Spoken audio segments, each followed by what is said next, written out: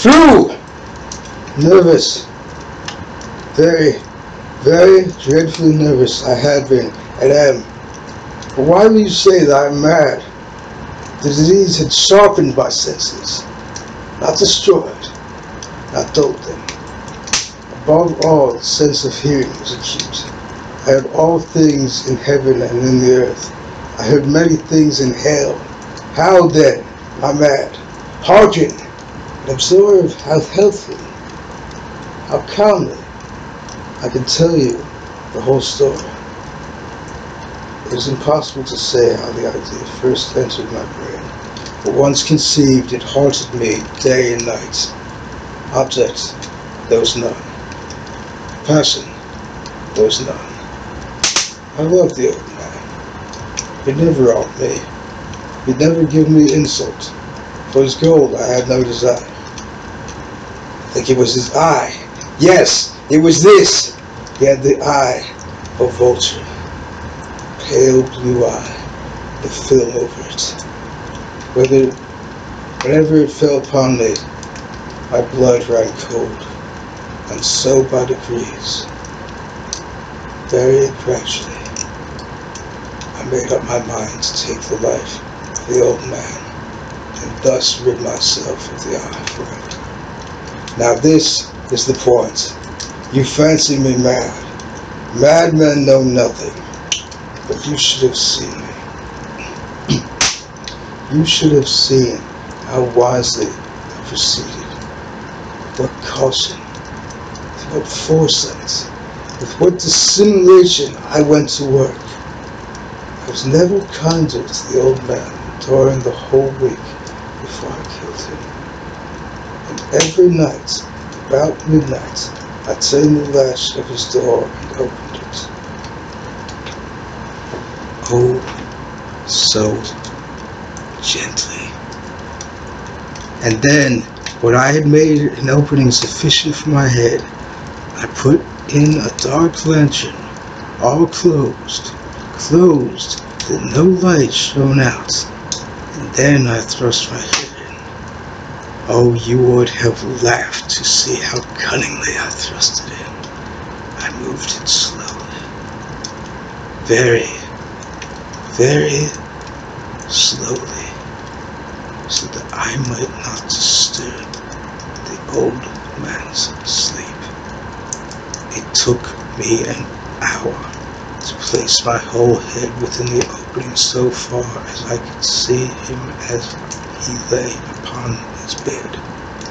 Ha! When a madman had been so wise as this, and then, when my head was in the room, I undid the lantern cautiously.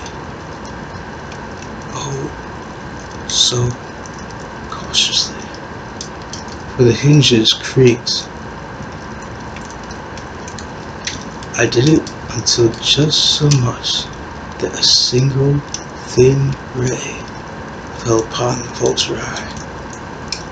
And I did this for 7 long nights. Every night, just at midnight. But I found the eye was always closed, and so it was impossible to do the work.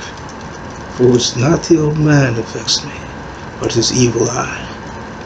And every morning, when the day broke, I went boldly into the chamber and spoke courageously to him, calling him by name in a hearty tone, and inquiring how he passed the night. So you see, he would have been a very profound old man indeed, to suspect that every night, just at 12, I looked in upon him while he slept. Upon the 8th night, I was more than usually cautious in opening the door.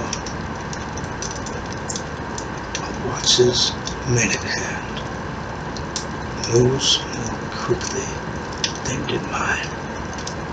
Never before that night had I felt the extent of my own powers, of my sagacity. I could scarcely contain my feelings of triumph. To think there I was, opening the door little by little, and he not even to dream of my secret deeds of thoughts. I fairly chuckled at the idea, and perhaps he heard me, for he moved on the bed suddenly as if startled. You may think I drew back, but no.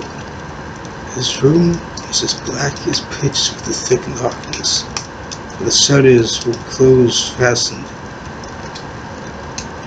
through fear of robbers, so I knew he could not see the opening of the door. And I kept pushing it on, steadily. I had my head in. I was about to open the lantern when my thumb slipped upon the tin fastening, and the old man sprang up in bed, crying out, "Who's there?"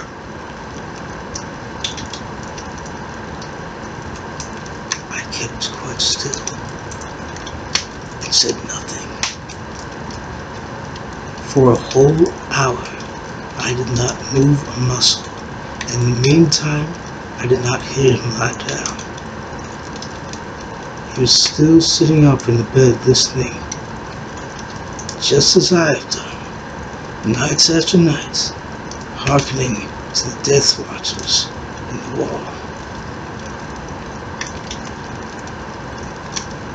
Presently I heard a slight groan, and I knew it was the groan of mortal terror. It was not the groan of pain or grief. Oh no!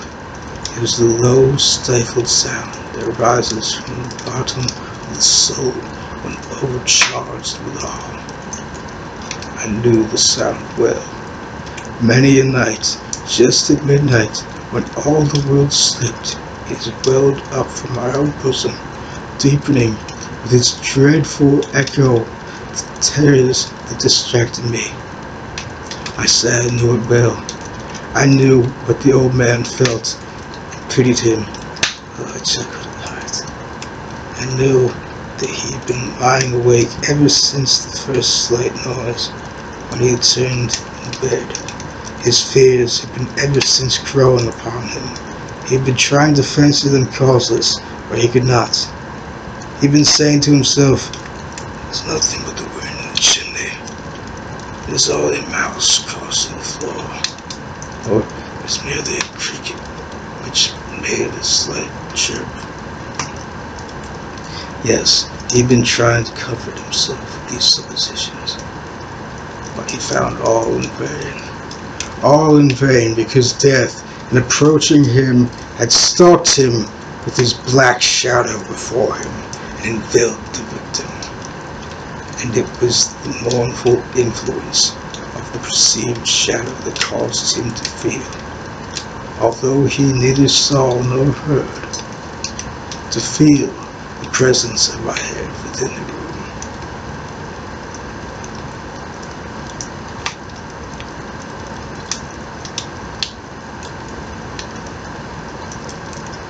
When I had waited a long time, very patiently, without hearing him lie down, I resolved to open a little, very, very little crevice in the lantern. So I opened it. You cannot imagine how stealthy, until at length a single dim ray, like the thread of a spider, shot out from the crevice and fell upon the vulture eye. It was open, wide open, and I grew furious as I gazed upon it. I saw it with perfect distinctness, all a dull blue, the hideous veil over it that chilled the very marrow in my bones. I could see nothing else of the old man's face or person, for I directed the ray, as if by instinct, precisely upon the damned spot. And have I not told you, what you mistake for madness is but over-acuteness of the sense? Now, I say, there came to my ears a low, dull, quick sound, much as a watch makes when enveloped in cotton. I knew that sound well too. It was the beating of the old man's heart. It increased my fury as the beating of a drum stimulates the soldier into courage. But even yet, I refrained and kept still. I scarcely breathed. I held the ledge motionless. I tried how steadily I maintained upon the eye. Meanwhile, the hellish tattoo of the heart increased. It grew quicker and quicker and louder every instant. The old man's terror must have been extreme. It grew louder. I say, louder every moment! Do you mark me well? That I have told you that I am nervous. So I am. And now, the dead hour of the night, amid the dreadful silence of that old house, so strange a noise as this excited me to uncontrollable terror. Yet, for some minutes, I longer refrained and stood still. But the beating grew louder. Louder! I thought the heart must burst! And now, a new anxiety seized me. The sound would soon be heard by a neighbor. The old man's hour had come with a loud yell! I threw open the lantern and leaped into the room. He shrieked once. Once only. In an instant I dragged him to the floor and pulled the heavy bed over him. I then smiled gaily to find the deed so far done. But for many minutes the heart beat on with a muffled sound. This, however, did not vex me. It would not be heard through the wall. At length it ceased. The old man was dead. I removed the bed and examined the corpse. Yes, he was stone dead. I placed my hand upon the heart and held it there for many minutes.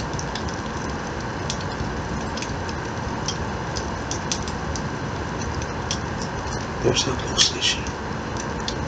He was stone dead. I would trouble me no more. If you still think me mad, you will think so no longer when I describe the wise precautions I took for the concealment of the body. The night waned, and I worked hastily, but in silence. First of all, I dismembered the corpse. I cut off the head and the arms and the legs. I then took up 3 planks from the flooring of the chamber and deposited all between the scantlings. I then replaced the boards so cleverly, so cunningly, that no human eye, not even his, could have detected anything wrong. There was nothing to wash out, no stain of any kind, no blood spot whatsoever. I had been too wary for that. Tub caught all. When I made an end of these labors, it was 4 o'clock, still dark as midnight. As the bell sounded the hour, there came a knocking at the street door. I went down to open it with a light heart, for what had I now to fear? There entered 3 men who introduced themselves, with perfect suavity, as officers of the police. A shriek had been heard by a neighbor during the night. Suspicion of foul play had been aroused. Information had been lodged at the police office, and the officers, had been deputed to search the premises. I smiled. What had I to fear? I bade the gentleman welcome. The shriek, I said, was my own in a dream. The old man I mentioned was absent in the country. I took my visitors all over the house. I bade them search well. I led them at length to his chamber. I showed them his treasures, secure, undisturbed.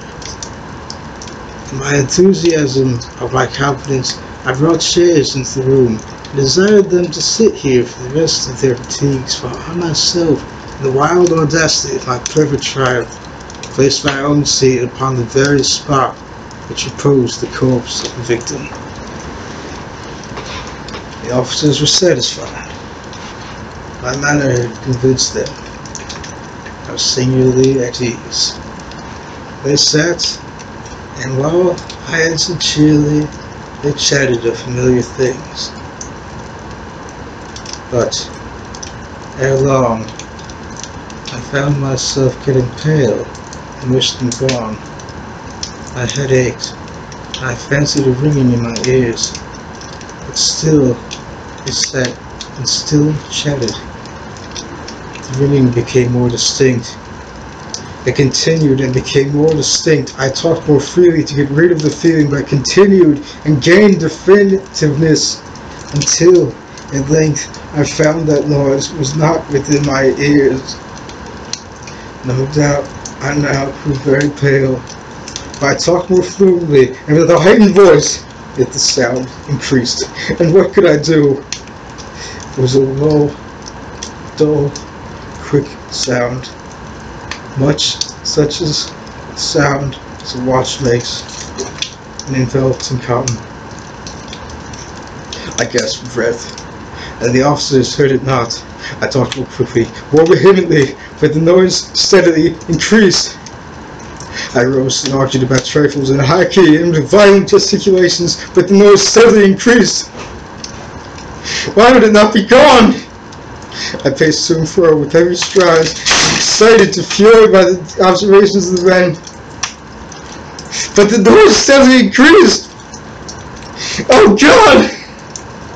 What can I do? I foamed.